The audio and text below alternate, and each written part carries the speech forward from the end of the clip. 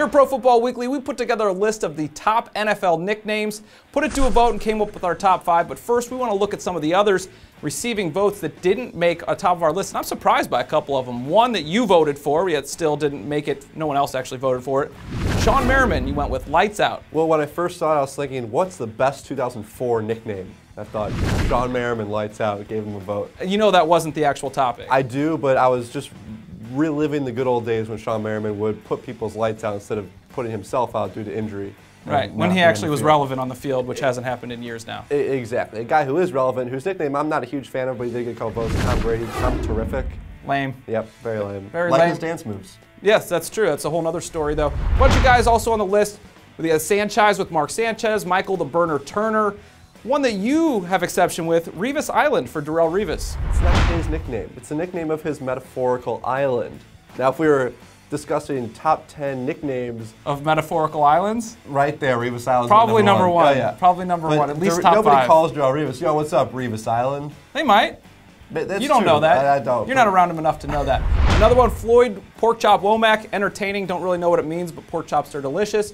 BJ Raji, the Freezer, working off the fridge, a solid nickname as well. Especially now he's taking handoffs into the end zone, just like the fridge. Matty Ice, I like it.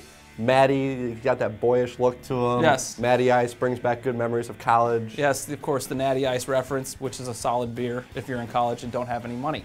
So looking at the top 5, though, because none of those made the cut, you can see why these won. Just solid names. One that I hadn't heard of before at number 5, Wes Welker, the slot machine. This works on so many levels. Makes perfect sense. Best slot receiver in the game. Of course, he should be a slot machine.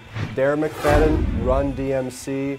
Hip-hop reference from back 90s, 80s. I mean, solid. Surprised a lot of people even remember them still, but just a perfect nickname using his initials and a hip-hop reference. Another one that we didn't even know, I didn't really know existed until we started really doing some serious research on this.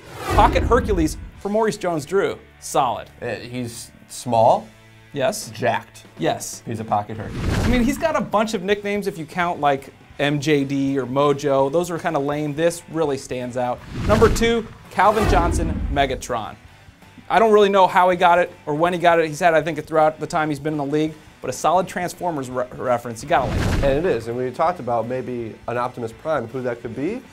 Darrelle Revis. Yeah, fits perfect with your problem with Revis Island. Optimus Prime could be sending Megatron to Revis Island. Oh, works on so many levels. It's hard to even contemplate what that could actually mean if it ever really happened. Not gonna happen though. Calvin Johnson, Megatron, Darrelle Revis, Revis Island. End of story. Number 1, BenJarvis green-ellis came to prominence in the last year or two, the law firm. I mean, what a perfect name. 4 names in one. It just doesn't get any better. Yeah, and what's cool about it is it was our number 1 name, and he broke out this year. So it's the first year you really heard that nickname. And just BenJarvis green-ellis rolls off your tongue as if it is a law firm. Works really well. He was a runaway winner by our votes. And really, is there a better nickname given the state of the NFL right now with the lockout in place? And really, the only thing we're hearing about are lawyers and court dates.